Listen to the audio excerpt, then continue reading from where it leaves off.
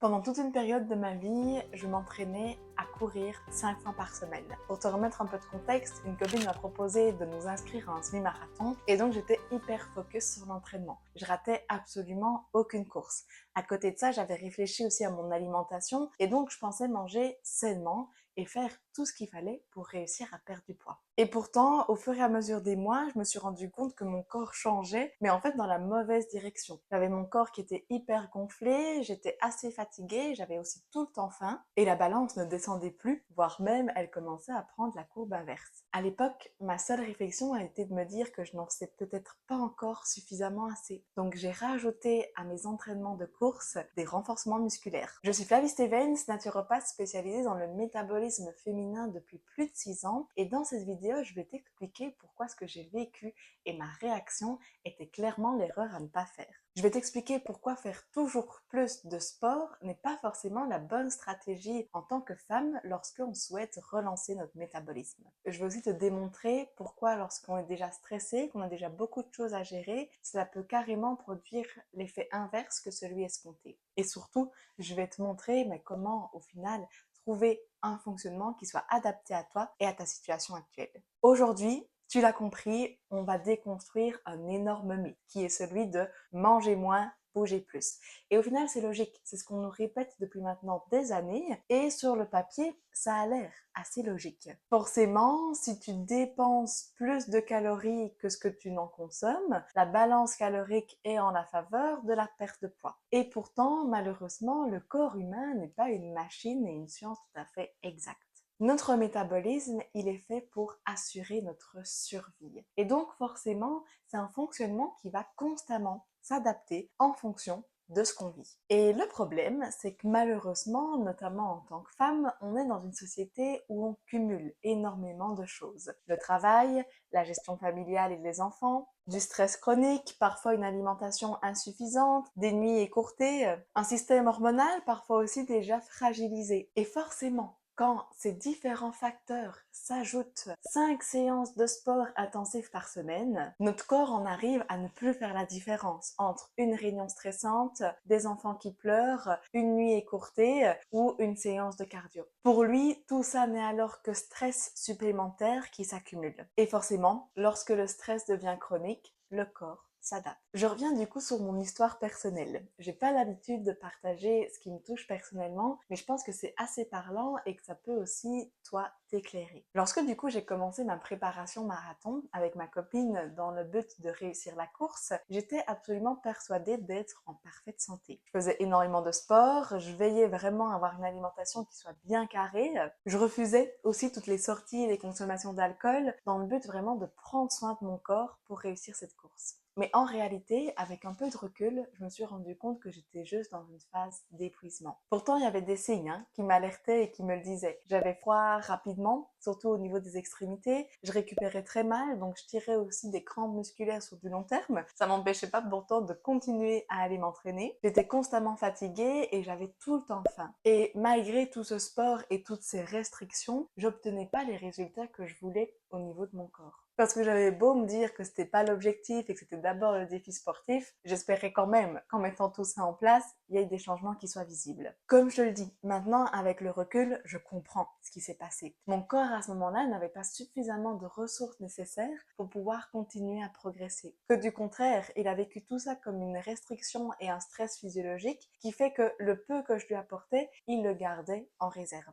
Clairement, c'est une conscientisation que j'ai eue, que je vois aussi de très nombreuses fois en consultation et qui me permet vraiment aujourd'hui d'adapter mes accompagnements avec les femmes que je suis. Bon, j'en parle souvent, mais tu vas voir, le rôle du cortisol dans cette situation revient à nouveau aujourd'hui. Lorsque du coup tu fais une séance de sport plus ou moins intense, ton cortisol, qui est l'hormone du stress, va légèrement augmenter. C'est tout à fait normal et physiologique. Le problème en tant que tel n'est absolument pas, du coup, cette production de cortisol très ponctuelle. Le problème, il va réellement se situer lorsque ce cortisol n'a jamais la possibilité de redescendre. imagine une journée d'été. Tu dors mal et tu te réveilles du coup déjà fatigué. Tu sautes le petit déjeuner parce que tu n'as pas le temps de t'arrêter pour manger. Tu vas peut-être quand même boire un ou deux cafés pour essayer d'avoir une bonne énergie. Et puis dans ta journée, tu vas enchaîner les réunions et les tâches peut-être un peu plus stressantes. Tu rentres à la maison et là, tu as juste une envie, c'est aller te défouler et donc tu vas aller faire un jogging, faire un HIIT ou une séance de cardio. Toute cette accumulation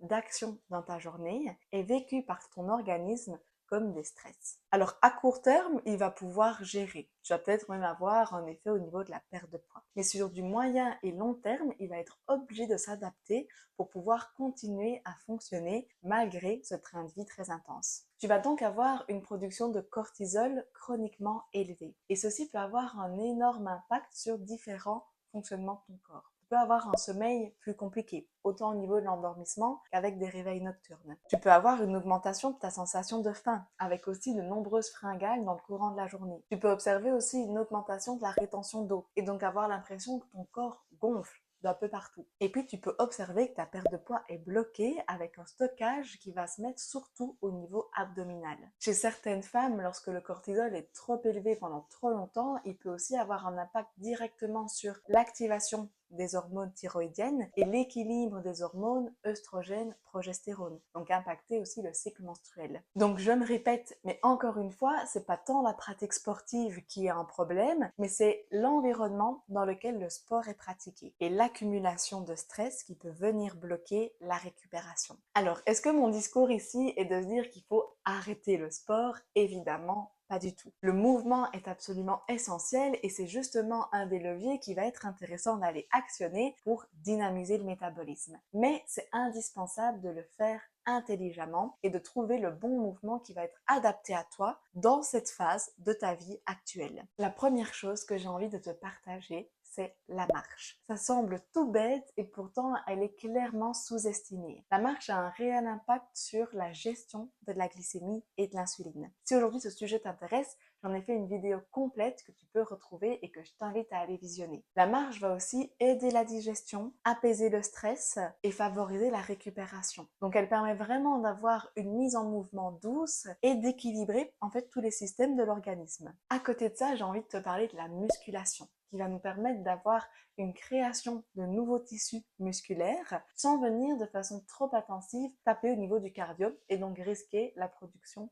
de cortisol. L'objectif du coup c'est d'avoir une masse musculaire équilibrée par rapport à la masse graisseuse puisque plus on a de tissus musculaires, plus ceux-ci vont nous permettre de brûler des calories même lorsqu'on est au repos et donc d'augmenter notre métabolisme de base. À côté de ça, tu vas vraiment pouvoir intégrer tous les mouvements qui te plaisent. Soit des mouvements plus doux pour venir vraiment là aussi apaiser et faire du renforcement profond comme le yoga, le pilate, les étirements, soit des pratiques un peu plus intenses comme la course à pied, le crossfit, le vélo. Mais l'idée, c'est vraiment de venir sélectionner en fonction de tes capacités actuelles et en fonction de la sensibilité de ton organisme. Donc, si tu adores courir aujourd'hui, mon message n'est évidemment pas de te dire d'arrêter de courir, mais prends le temps de te poser cette question. Est-ce que la séance que tu as vécue aujourd'hui, elle te nourrit réellement ou est-ce qu'elle vient plutôt te fatiguer? La réponse te permet donc vraiment de t'aiguiller sur l'activité qui va être la plus adaptée pour toi à l'instant T. Au-delà de cette question, qui est déjà un très bon indicateur, voici peut-être quelques signaux qui peuvent t'alerter que justement, aujourd'hui ta pratique sportive est peut-être un peu trop intense. Si tu es fatigué en permanence, qu'en plus de ça tu dors mal, que tu as l'impression physiquement de ne pas récupérer suffisamment, si tu es irritable, que tu as toujours faim ou que tu vis des fringales dans l'après-midi, si tes performances sportives stagnent aussi, si ton poids ne bouge pas malgré les efforts et la pratique sportive du coup intense, si tu tombes aussi souvent malade, si tu n'as plus forcément l'envie et la motivation de t'entraîner mais que tu te forces, si tu te reconnais dans un ou plusieurs de ces points, je pense qu'il est intéressant de se poser les bonnes questions. Parce que ce n'est peut-être pas qu'un problème de motivation ou de volonté, mais que ton corps essaye de t'envoyer des signes pour te dire « j'ai besoin de récupérer ». Dans ce cas-là, clairement, la meilleure décision, c'est pas d'en faire plus, mais au contraire, de ralentir un petit peu pour permettre à ton organisme de respirer. Et ça ne veut pas dire que dans 3 mois, dans 6 mois, dans un an, tu ne pourras pas reprendre une activité plus intense, te relancer dans d'autres compétitions ou te mettre d'autres défis. Mais ça veut simplement dire qu'aujourd'hui, actuellement, ce dont ton corps a besoin, c'est de pouvoir récupérer. Et cette phase-là, elle est indispensable pour pouvoir relancer ton métabolisme et pouvoir ensuite aller de l'avant. Alors qu'est-ce que j'ai envie que tu retiennes de cette vidéo? D'abord, c'est mon expérience personnelle où pendant des années, j'ai cru que mon corps était paresseux et que je devais continuer à le pousser toujours plus pour enfin espérer voir les résultats que je souhaitais. Alors qu'en fait, il était tout simplement épuisé et il avait besoin de ralentir. Et donc c'est ça la clé à comprendre, c'est qu'aujourd'hui ton organisme n'a pas besoin que tu le punisses, il n'a pas besoin que tu ailles encore plus loin. Il a peut-être tout simplement besoin que tu lui laisses la possibilité de récupérer. Parce que si ton cortisol est trop élevé, c'est clairement pas une séance de plus qui va débloquer ton métabolisme, mais c'est peut-être juste une nuit de sommeil bien réparatrice, une journée de déconnexion, un sport et une activité un peu plus douce, ou la prise d'un complément alimentaire comme le magnésium qui est indispensable pour l'équilibre nerveux. J'espère sincèrement que cette vidéo t'aura plu et t'aura permis d'ouvrir peut-être de nouvelles pistes de réflexion. N'hésite pas à me partager en commentaire comment tu pratiques aujourd'hui ton activité physique et quelles sont peut-être les adaptations que tu auras envie de mettre en place après cette vidéo. Tu peux aussi me partager les prochains sujets que tu aimerais voir abordés sur cette chaîne et n'hésite pas à liker pour me partager tout ton soutien. Si tu souhaites aller plus loin, parce que tu te rends compte aujourd'hui que ton métabolisme est bloqué, que tu as l'impression de faire ce qu'il faut pour pouvoir avoir une perte de poids, mais que les résultats ne suivent pas, c'est clairement pour ça que j'ai créé l'accompagnement Enjoy Your Body, pour accompagner toutes les femmes à comprendre leur organisme, mettre le doigt sur ce qui vient bloquer la perte de poids et cibler les actions pour pouvoir entrer dans un cercle vertueux. Je te partage dans la description le lien vers la liste d'attente. Tu peux du coup me partager tes coordonnées, me partager aussi ce que tu vis aujourd'hui et je reprendrai contact avec toi si je pense être la personne pour pouvoir t'aider. Un tout grand merci à toi pour ta présence et ton écoute et on se dit à très bientôt.